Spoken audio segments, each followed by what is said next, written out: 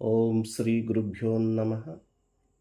తెలుగు కళామ తల్లి ముద్దు బిడ్డలకు, సాహితీ ప్రియులకు, శ్రోతలకు, ప్రేక్షకులకు నా హృదయపూర్వక నమస్సుమాంజలులు. భాగవతంలో ఆణిముత్యాలు అనే ఈ ధారావాహికకు స్వాగతం. శ్రోతలకు, ప్రేక్షకులకు నాది ఒక మనవి. నా ఈ ఛానల్ని సబ్స్క్రైబ్ చేయండి మరియు మీ అభిప్రాయాలను తెలియచేయండి. ఈరోజు మనం 2 ఆణిముత్యాలను గురించి వాటిని వివరంగా తెలుసుకుందాం. సమస్త విశ్వమునకు శ్రేయస్సును కలిగించే పరమార్థాన్ని చెప్పండి అని శౌనకాది మునులు సూత మహర్షిని అడిగారు. సూత మహర్షి నరనారాయణులకు నమస్కరించి పలుకుల తల్లి భారతీదేవికి మ్రొక్కి వ్యాసుల వారి పాదపద్మములకు ప్రణామం చేసి శౌనకాది మునులతో ఇలా అంటున్నాడు: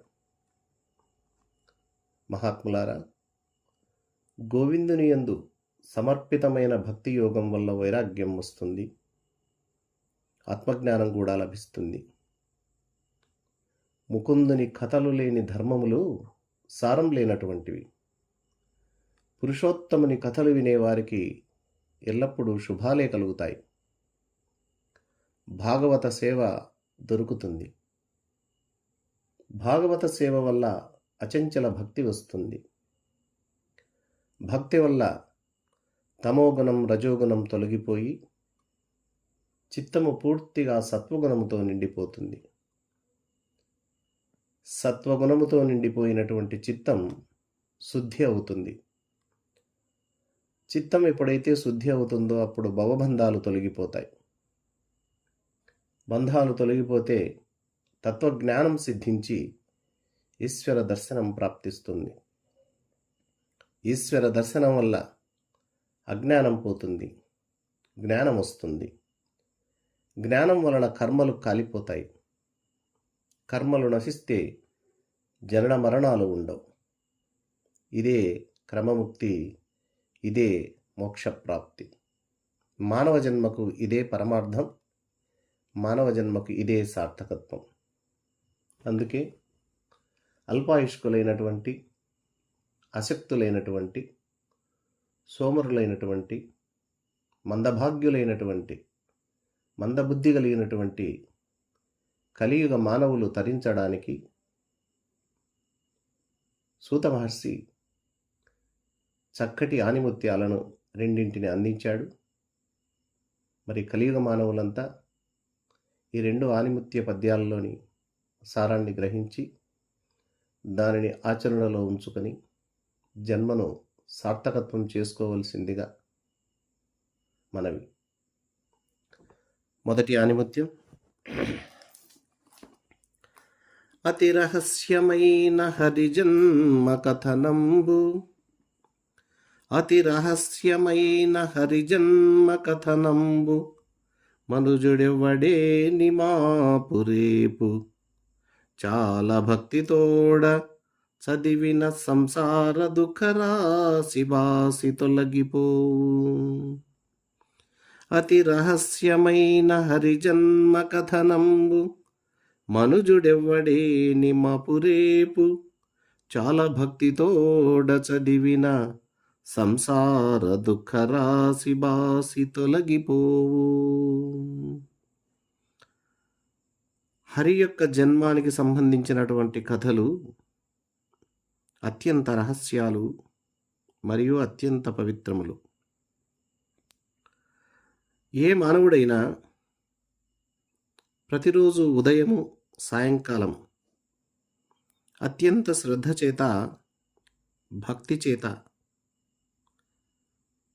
ఈ వాసుదేవుని కథలను చదువుతూ ఉంటారో అలాంటి పఠితలు దుఃఖమయమైనటువంటి ఈ సంసార బంధాల నుండి దూరంగా తొలగిపోతారు.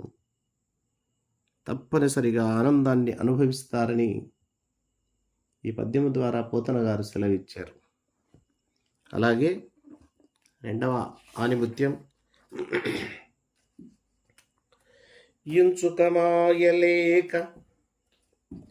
ఇంచుకమాయలేక మదినెప్పుడు బాయని భక్తితోడా వర్తించుచు ఎవడేని హరిదివ్య పదాంబుజ గంధరాశి సేవించునతండు ఎరుంగు నరవింద భవాదులకైన దుర్లభోదంచితమైన ఆ హరి ఉదార మహద్భుత కర్మ మార్గముల్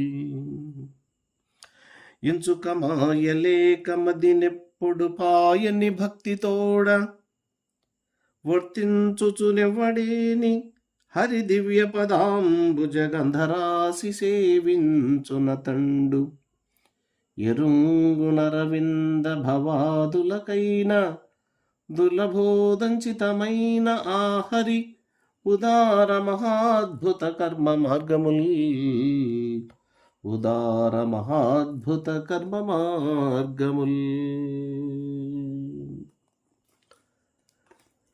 భాగవత శ్రవణము చేసే పుణ్యాత్ములకు చావు పుట్టుకల బాధ ఉండదు.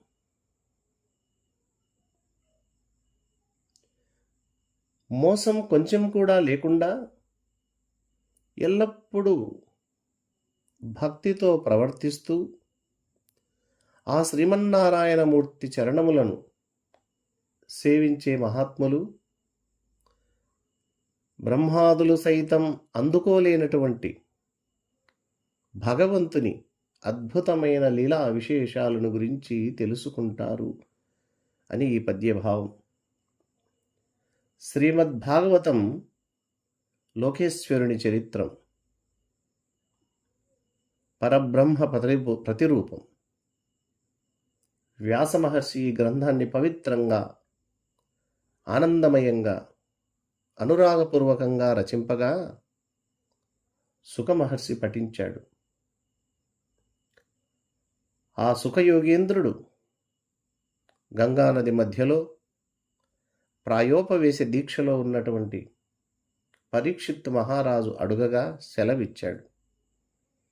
అలాంటి భాగవతం గురించి, అలాంటి భాగవత కథల గురించి, అలాంటి భక్తుల చరిత్రల గురించి వింటున్నటువంటి మనందరి జన్మలు నిజంగా ధన్యాతి ధన్యములు అని తెలియజేస్తూ, మీకందరికీ నమస్సులు తెలియజేస్తూ, మరో ఆణిముత్యంతో మళ్ళీ మనమంతా కలుసుకుందాం.